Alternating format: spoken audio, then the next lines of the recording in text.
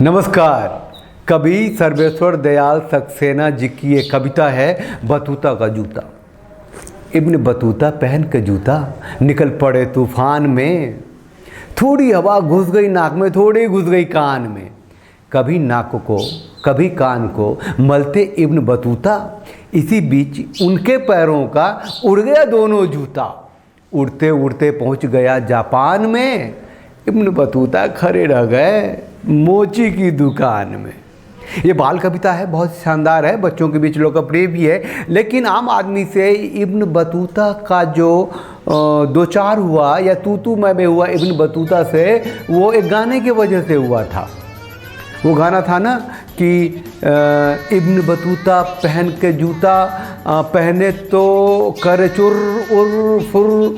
अरे वो एक इंटरटेनमेंट वाली लड़की थी ना, एक ये क्या नाम है, विद्या बालन नाम था, विद्या बालन नाम था। डटी पिक्चर वाली इश्किया फिल्म का गाना था। यस नसरुद्दीन शाह और अरशद वारसी और विद्या बालन के ऊपर ये गाना पिक्चराइज हुआ था और फिर बहुत ही हिट हुआ था। लोगों ने सुना था, इससे सोचा होगा कि गुलजार जैसे कवि लेखक गीतकार हैं महान, तो उन्होंने इब्न बतूता कुछ इजाद कर लिया होगा, जूता से मिलता जुलता कुछ तुकबंदी बनाई होगी, या उनसे कौन पूछने जाए।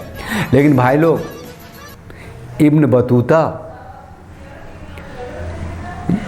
अरब के मोरक्को के ऐसे मुसलमान यात्री थे जिन्होंने 75,000 मील की यात्रा की। मुसलमान यात्रियों में सबसे बड़ा नाम इब्न बतूता का है। ये इब्न बतूता मजहबी थे, बचपन से ही इनको मक्का मदीना देखने का भी पैगंबर और नबी की शान में आना था इनको। 21 साल की उम्र में ही इब्न बतूता एक यात्री की शक्ल में अपने मोरक्को, जो इनका होम टाउन था, देश था, वहाँ से निकल पड़े।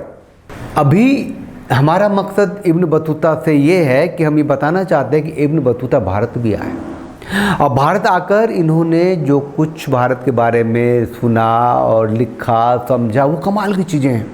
हम सबको सुननी चाहिए, समझनी चाहिए। ये वो फारस, ईरान और क्या कहते हैं ओमान, ये सब होते हुए ये अरब पहुँचे थे और मक्का पहुँचे और मक्का में जो धर्म के यात्री थे, मजहबी यात्री थे, वहाँ उन्होंने सुना कि ये जो भारत है वो बहुत बड़ा देश है, बहुत अच्छा देश है। वहाँ एक मुसलमान शासक है, तुगलक है, जो विद्वानों को बहुत मानता है, कला प्रेमियों की बहुत इज्जत करता है। तो ये इब्न बतूता, जिनका पूरा नाम था मोहम्मद बिन इब्न बतूता, भारत आए। इब्न बतूता 1304 ईस्वी पैदा हुए और 1369 तक इनकी ज़िंदगी थी। ये ऐसे मुसलमान यात्री थे जो तकरीबन उस दौर तक के जितने भी यात्री हुए थे सबसे लंबी यात्रा की थी। और जब ये भारत आए तो इनका माथा ही घूम गया था। अब देखिए, इब्न बतूता ने बाद में जो अपनी संस्मरण लिखे हैं और उसमें आपसे चाहते हैं कि आप चैनल को लाइक शेयर सब्सक्राइब कर लीजिए, जिससे कि, और ये हम आपसे उम्मीद करते हैं कि आप चैनल को ज़रूर सब्सक्राइब करेंगे, क्योंकि आपके लिए अच्छी अच्छी चीज़ें ढूंढ के लाते रहते हैं हम, और आप नहीं सब्सक्राइब करेंगे तो फिर कौन करेगा। तो आप सब्सक्राइब कर लीजिए, चैनल को लाइक शेयर भी कर दीजिएगा तो आनंद आएगा। एक घंटी जो है उसको पुश कर दीजिएगा तो हम जो करेंगे नोटिफिकेशन भी आपको मिलता रहेगा। तो आज मुद्दे पर आते हैं। इब्न बतूता ने कमाल की चीज़ें लिखी हैं। एक्चुअली वो समंदर को देखा, नदियाँ देखी, तालाब देखे, कुएँ देखे। भारत में उन्होंने ये भी देखा कि पानी जो है पेड़ पे लगता है, नारियल पानी। इब्न बतूता ने सबसे बड़ा फल कटहल को माना है। मतलब उन्हें पके हुए कटहल से वास्ता पड़ा, और ऐसा फल के अंदर सैकड़ों फल, और सैकड़ों फल के अंदर एक एक बीज, और वो बीज अपने आप में पूरा का पूरा पेड़ बनने की काबिलियत रखने वाला। उन्होंने कटहल को सबसे अच्छा, सुंदर, स्वादिष्ट फल माना इब्न बतूता ने, भारत के कटहल को। और यहाँ जो पान है ना, वो इब्न बतूता ने ये भी लिखा है कि ये जो राजशाही घराने हैं वहाँ पान और तंबाकू आयात किए जाते थे और वहाँ सप्लाई किए जाते थे बजाबते ग्वालियर से, मध्य प्रदेश का जो ग्वालियर है वहाँ से। जब इब्न बतूता जब आए थे दिल्ली, जब पहुँचे तो मोहम्मद बिन तुगलक का शासन था और इनकी विद्वता से खुश होकर के तुगलक ने इनको फाजी मतलब न्यायाधीश की पदवी दी थी।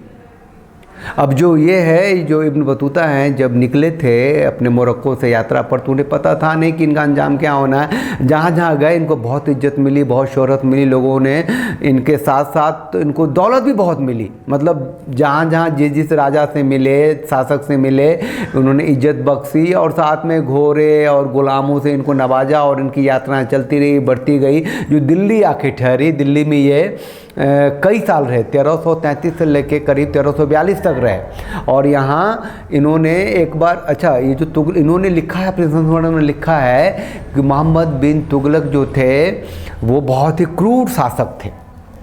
ये तुगलकी फरमान हम कहते हैं ना, इसके बारे में उन्होंने लिखा है कि वो ऐसा नहीं था कि वो चोर डकैत गुंडे मवाली को ही वो सज़ा देते थे, क्रूरतम सज़ा देते थे। वो कला प्रेमियों और बुद्धिजीवियों और कवियों को भी वही सज़ा देते थे तुगलक जनाब, जो कि एक चोर उचक्के बेईमान को देते थे। और वो इसीलिए कि उनके खिलाफ जो कोई जाता था तो तुगलक पागल हो जाता था। तुगलक को लगता था इसने मेरी आलोचना की, उसे ख़त्म करो।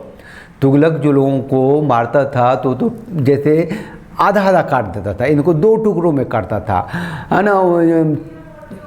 वो चमड़ी नोचवाता था, ऊपर का पूरा जो है स्किन है ना उसको चलो बार जिंदा चमड़ी नोचवाता था, गला कटवाता था। उस जो गला काटा, उस सिर को जब काटा उसने तो उसे ऊंचे खंभे पे लटकाता था, जिससे कि दूसरे लोगों को डर हो कि इस तरीके से सज़ा दी जाती है जो तुगलकी फरमान को नहीं मानता है। जाहिर है ये इब्न बतूता भी इससे बच गए, उनकी जान बच गई। एक्चुअली इब्न बतूता को भी तुगलक ने जेल की सज़ा दी थी और उसकी भी गर्दन काटी जाती, लेकिन जो कुछ गलतफहमियाँ थी वो दूर हो गई और इसलिए छोड़ दिया गया। बाद में इब्न बतूता को तुगलक अपना राजदूत बनाकर, अपना दूत बनाकर बोला तू चीन जा।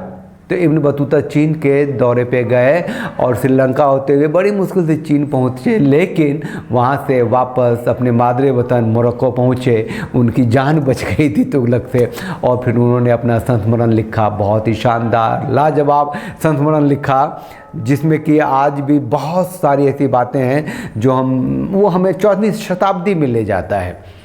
एक्चुअली वो उन्हें ऐतिहासिक ग्रंथ नहीं मानते हैं, लेकिन वो स्मरण तो है। उन्होंने लिखा कि भारत के जो शहर हैं वो बहुत बड़े हैं और जनसंख्या से भरे हुए हैं, भीड़ वाली आबादी है और यहाँ धनाढ़ भी बहुत सारे लोग हैं, एक दूसरे की मदद करने वाले लोग हैं, एक दूसरे की धर्मों की इज्जत करने वाले लोग हैं। यहाँ के शहरों में मंदिरें भी हैं, मस्जिदें भी हैं जहाँ कला के प्रोग्राम होते हैं। ये सारी चीज़ें लिखी हैं और ये भी लिखा है कि तुगलक कितना क्रूर शासक था, कैसे वो जजिया लगाता था जो मुसलमान नहीं थे, मुसलमान जो बन जाता था उसकी ज़िंदगी आसान हो जाती थी। इसलिए तुगलक के समय में बहुत सारे जो हिंदू थे, जो गैर मुस्लिम थे, वो मुसलमान बने, क्योंकि उससे उनकी जान की सुरक्षा हुई और ज़िंदगी आसान हुई, उन पर टैक्स कम लगे। और वो जो एक गुस्ताखे जो नबी आजकल चल रहा है कि सर तन से और तन सर से जुदा वाली बात, वो इस शुरुआत बहुत पहले हो गई थी और इसे बखूबी मानने वाला तुगलक था। चलिए अब चैनल को लाइक कीजिए, शेयर कीजिए, सब्सक्राइब कीजिए और बने रहिए हमारे साथ। सब साथ मिलके कहिए भारत माता की जय, वंदे मातरम, जय भारत।